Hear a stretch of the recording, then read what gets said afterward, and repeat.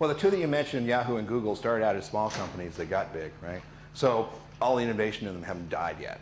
But believe me, over time, those will grow into big companies and the innovation, because the people who are the innovators won't be satisfied to work in, in an environment that generally becomes more structured as the company gets bigger and they're worried about making quarterly earnings estimates and things like that. Google is probably less far along that path than Yahoo is, simply because it's younger and they've also made a big commitment to keeping that innovation as part of their company culture.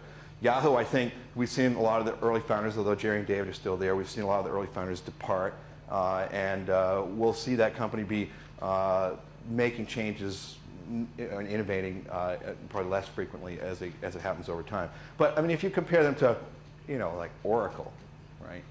Are we worried about Oracle, making these things, these quick innovative changes that are going to wipe out young entrepreneurs? I don't think they will right now.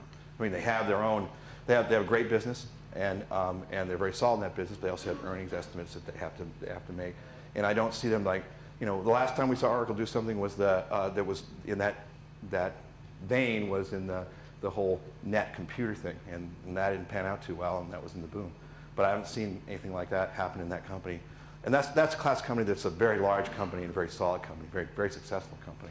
Google and Yahoo, as you mentioned, yeah, they're gonna be in there. But they also want to stay ahead of the pack. So Google and Yahoo are in this competitive environment, which, for now, that means that anytime they can get an edge over each other, they're going to take it. So if you do something like anticipate, a year from now, what's Google going to want to be able to compete successfully with Yahoo?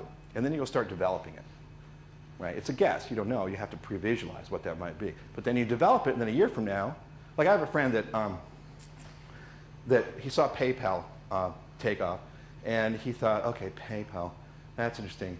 Yahoo has auctions. Yahoo doesn't have PayPal. What if I do PayPal for Yahoo? So he did PayPal for Yahoo, and he sold it to him for $100 million because they'd rather buy than make.